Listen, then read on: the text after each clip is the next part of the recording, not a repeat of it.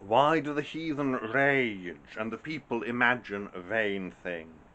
The kings of the earth set themselves, and the rulers take counsel together against the Lord, and against his anointed, saying, Let us break their bands asunder, and cast away their cords from us.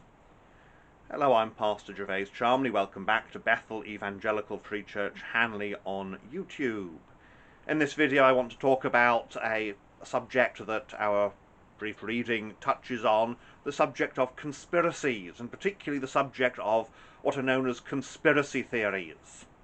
I'm 40 years old, and if you're 40 years old, then when you were doing your GCSEs and A-levels, one of the most popular programs on television was The X-Files. Looking back on it, it was rather naff. I mean, some of the special effects were not that special, and the conspiracy that was largely implied and eventually stated outright to be covering up certain facts about UFOs and this sort of thing didn't seem to be very well written. It seemed to have been a kind of afterthought bolted on after the programme began. But nevertheless, the conspiracy was part of the appeal of the show. That's why the conspiracy became more and more emphasised as time went by. We watched JFK at secondary school, and like most people who watch JFK, you are given the impression that it's pretty obvious that John Fitzgerald Kennedy wasn't assassinated by Lee Harvey Oswald at all, but that somebody else did it, and that there's some deep-laid conspiracy behind the assassination of President Kennedy. Now, conspiracy theories make for good TV. They make for great entertainment. Very often they're puzzles. They're things where you can look and you say, well, here is this puzzle that we can enter into and get to the bottom of it. This, I think, is one of the part of the appeal of this book, The Da Vinci Code, Dan Brown. Part of the appeal is that there is a conspiracy, a deep-laid conspiracy to hide to hide the truths about the origins of Christianity from people. Conspiracies sell books, conspiracies sell films, and, let's be honest, conspiracies exist in the real world.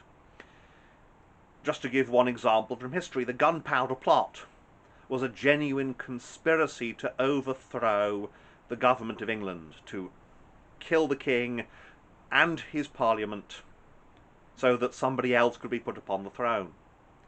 Plots exist. Conspiracies exist.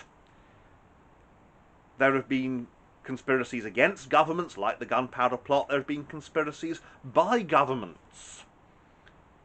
For example, to try to defend the invasion of Poland, the Nazi government of Germany conspired to stage a series of fake Polish attacks on German territory.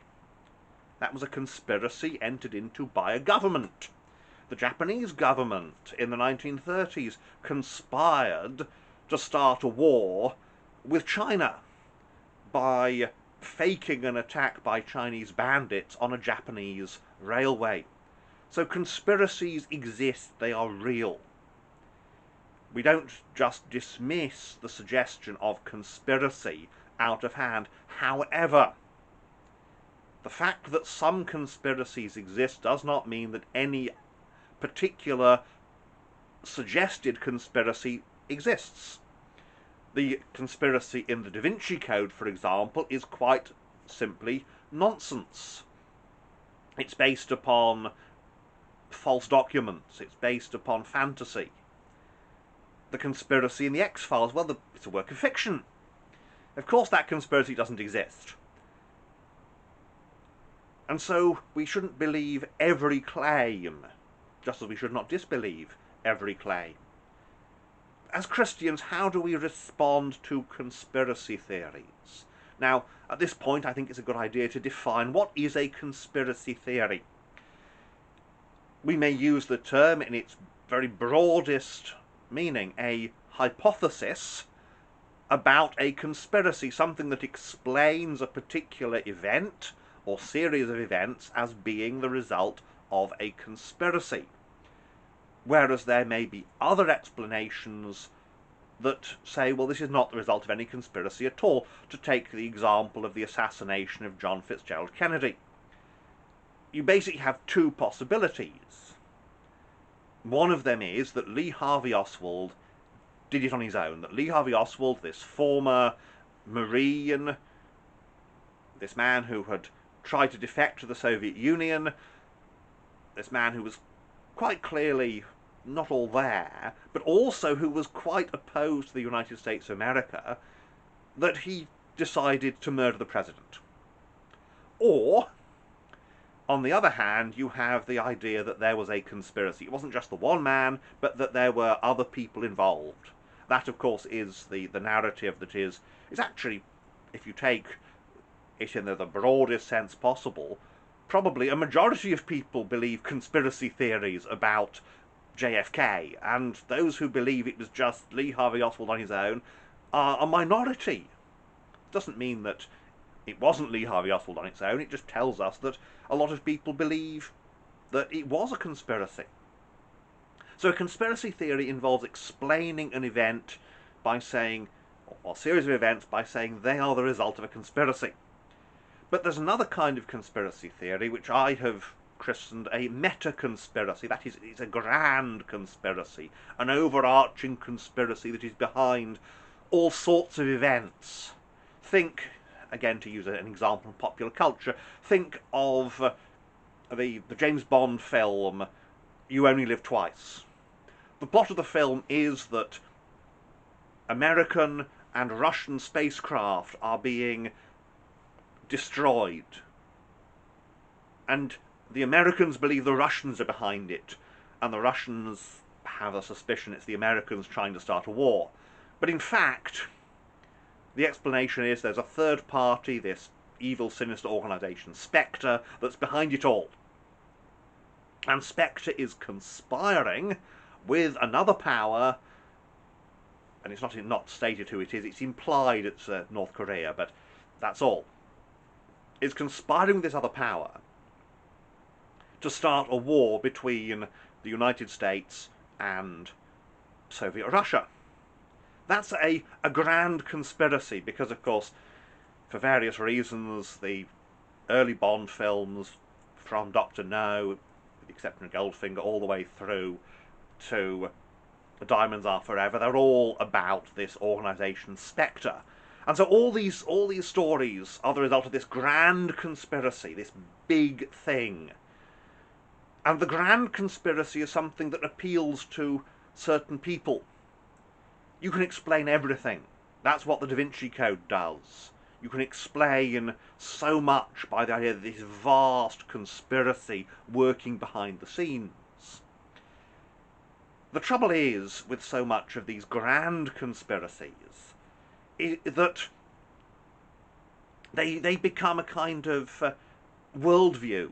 The whole world is seen through these narratives. Another thing is they can become massively distracting. If you believe that everything is the result of a grand conspiracy, as some people do, then you will spend all your time on this conspiracy. Now, for a Christian, what are we supposed to be doing? We are supposed primarily to be bearing witness for Christ. We are to be living for Christ in the world. Christian ministers, we are to be serving God in the ministry, and all Christians are to be serving God and our neighbour in our vocations. We're not to be spending all our time with these speculations, and so often these speculations are unprofitable. Think about, for example, the speculation, the conspiracy theory that Barack Obama, the 44th President of the United States of America, was in fact born in Kenya and therefore was not eligible to be president. I know of Christians who, for all those 8 years Obama was president, they were obsessed with the idea of demonstrating that he wasn't eligible. And of course the end came and Obama retired from office, and what did all that conspiracy mongering accomplish? Absolutely nothing. Another problem with these epic conspiracies, these meta-conspiracies, is that they require a conspiracy that is omnicompetent. Now, I'm quite willing to believe in a conspiracy that is omni-incompetent. But omnicompetent, a conspiracy that is able to do whatever it pleases all the time, that stretches credibility, because human beings aren't like that. Human beings aren't omnicompetent. Now, we shouldn't dismiss all conspiracy theorists as nutters. It's very easy to do that. It's very easy to look at these people with their diagrams and their pictures and all this and say, well, they're nutters. But conspiracies exist. If you have an abiding distrust, for example, of your country's government, then it's very easy to believe that what the government's doing isn't sincere, that it's a conspiracy. Now, there's a number of things that feed into why people believe conspiracy theories, and that's one of the chief ones. People distrust other people. And one of the reasons we distrust other people is that other people are sinners. There are, and it's very interesting to look at the history of conspiracy theories, really. One of the best books I have found on this is this one. It's Jesse Walker, The United States of Paranoia, A Conspiracy Theory. And one of the things that's quite helpful with it is that he points out there's many different kinds of conspiracy theories. And in the past, one of the most common was the idea of the conspiracy from below. That is to say that some sort of underclass is plotting to overthrow order. And of course, we know these things happen. That's what the gunpowder plot was. It was a genuine plot by English Roman Catholics, or a group of English Roman Catholics. It wasn't by English Roman Catholics as a whole, but by a group of English Roman Catholics to overthrow the monarchy and to bring back the old religion. So these things genuinely happen, but at the same time, we must be very careful that we're working on the basis of facts and reality, not the basis of suspicion and fear. Or again, the idea of conspiracies from above. Governments do not always have the best interest of the people at heart. But also, governments can have a different idea about what the best interests of the people are, as opposed to us. We may think the best interest of one thing, they may think it's another. And the result of these conspiracy theories can be a total cessation of trust and communication. We're seeing that at the moment in the United States of America.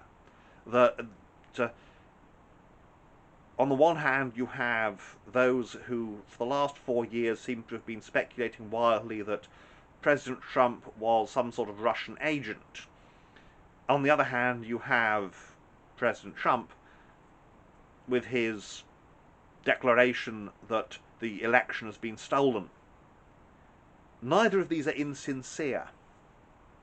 Both of these seem to be people who genuinely think that this is the way the world is. The question is it? As Christians, we must be very, very careful. We want to think of the world as it is. We don't want to be drawn aside by fruitless speculations.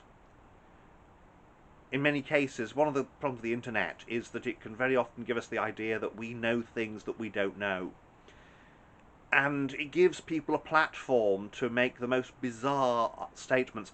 Many years ago, when the internet was still very largely a matter of things, it's 20 years ago now, when it was still very much a matter of official sites for the most part, I was sitting in a railway station buffet having a cuppa, and it was just after the murder of Jill Dando, who was a TV presenter. And a gentleman was at the counter speaking to a waitress, trying to convince her that the police photo fit of the murderer of Jill Dando, the suspect, looked so much like Jill Dando's fiancée. The problem, of course, being, as I immediately thought, well, hang on a minute. The police aren't idiots. They're going to have asked that question themselves. He's going to be one of the first people they looked at. But you see, the conspiracy theories of this case, the speculation here, oh, I've noticed something. But have you? Now, as Christians, we must be very careful to listen, to hear, and not to be overly taken in by these things. One of the things is, of course, that one of the great challenges to the gospel is that you have a series of conspiracy theories. This is an interesting book, Timothy Paul Jones, Conspiracies and the Cross. Because one of the ways that people dismiss the cross, one of the ways people dismiss the gospel, is by a series of conspiracy theories. Dan Brown, of course, famously, the conspiracy of Constantine. He's an incredibly common scapegoat. I used the term whipping boy once to someone, and they didn't know what it meant, and, well, I'll leave it at that. But he's a scapegoat. Constantine did all this, we're told. He didn't. But you have this idea, well, Constantine conspired to suppress the Gnostic Gospels. You get this idea that, oh, it's all about power, you know.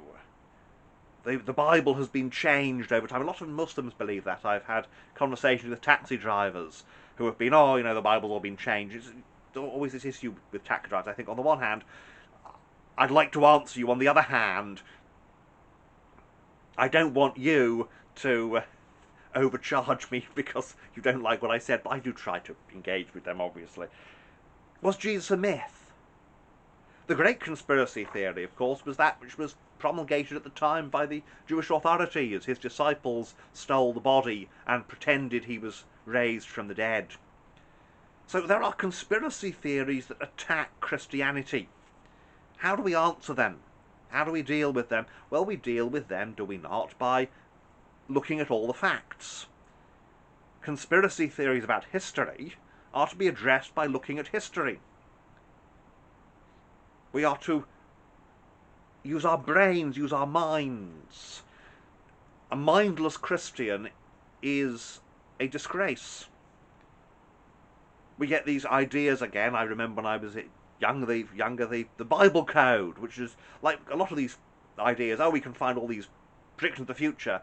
They're always great up until you actually start predicting your future, not looking at things that can be linked with things in the past. And when you try to predict the future, it fails dismally, because there aren't any codes. Now let us be ready to hear, and not just to look at one set of curated evidence, not just to look at people who say, oh, I'm just asking questions, when all their questions have one particular thrust. No, we should look at the evidence and hear. And remember that ultimately, it's not some great conspiracy theory that's in charge of the world. It's God. Our God rules and reigns. Say unto Zion, your God reigns, not some conspiracy theory. So let us glorify God with our minds and remember that He is over all. Well, thank you for watching, and may God bless you and keep you at this time.